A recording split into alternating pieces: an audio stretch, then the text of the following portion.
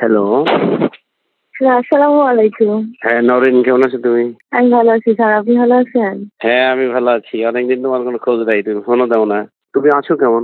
আলহামদুলিল্লাহ মোটামুটি ভালো আছি। এখন আপনি পোস্টিং ভালো কোথায় তোমার? আছেন? আল্লাহ আমি পোস্টিং প্রসিকিউশনে আছি। প্রসিকিউশনে আছো। ভালো আছো তো নাকি? আছি মোটামুটি আলহামদুলিল্লাহ। আমি তো জহিরকে বলেছিলাম যে তোমার সাথে যোগাযোগ করে একদিন তোমাকে একটু ওই বাসায় ডাকার জন্যে। আসো না একদিন, দেখা করি। অনেকদিন দেখি না তোমার দেখতে তোমার দেখতে খুব ইচ্ছা হয়। সত্যি আমি তো ভাবছি আপনি আমাকে ভুলে গেছেন। হুম। ঠিক আছে, দেখা করবো খুব তাড়াতাড়ি। আমি কবে আসবো সেটা বলবেন আমাকে। তোমাকে একটা কথা বলি, শোনো, আমি কিন্তু তোমাকে ভীষণভাবে মিস করি, কিন্তু আমি ভয়ে ফোন দিই না, কারণ তোমার হাজবেন্ড কখন থাকে, আবার বলবো কে ফোন দিছে।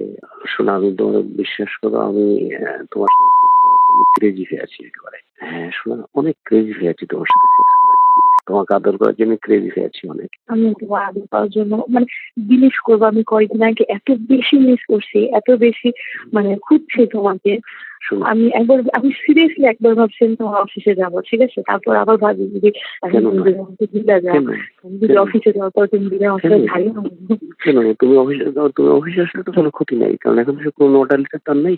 আমাকে কেউ চিনেও না, তুমি বিলিভ করবা, আমাকে কেউ চিনে না। আমি একদম এক্সাইটেড। তো শোনো, পুরোনো অর্ডার তো কেউ নেই, তুমি আসলে এখন কেউ চিনবে না। তাই তো অফিসে, আমার অফিসটা আমি যে কোনো সময় তোমার অফিসে আসতে পারবো। এনি টাইম তুমি তাহলে ফোন করবা যে আমি আসি কিনা, ফোন করে তুমি চলে আসবা। ঠিক আছে। শোনা, তুমি মোটা হয়েছো, যেটা আমার আরো বেশি আনন্দ লাগতেছে, কারণ মোটা হলে মজা বেশি। আর একটা প্রবলেম হয়েছে কি জানো, আমার মুখে অনেক পিম্পল উঠছে, কারণ আমি রোজা ছিলাম তো, পানি খাওয়া হয় নাই। পিম্পল উঠছে অনেক, ব্রণ হয়েছে কি মুখে?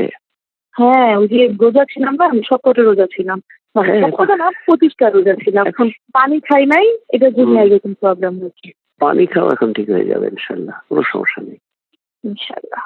পানি খাওয়া সব ঠিক হয়ে যাবে ইনশাল্লাহ, সব ঠিক হয়ে যাবে ইনশাল্লাহ। তোমার দেখা যাবে ভালো লাগছে।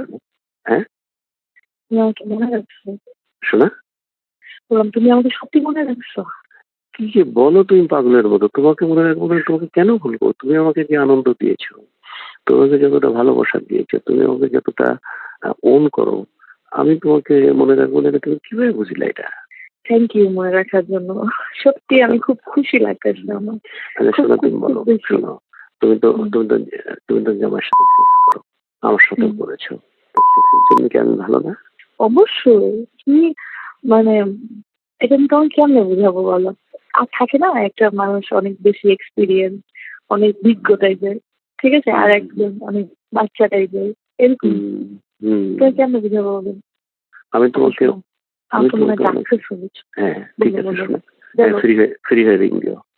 আচ্ছা আমি কালকে রিং দিব। হ্যাঁ, ফ্রি রিং দিও। এখন সেক্স আমার মাথার উপর উঠে গেছে একেবারে, এমন সেক্স করতে যে আমি কাঁপছি। কিন্তু একটু ওয়েট করো, আমি আসছি।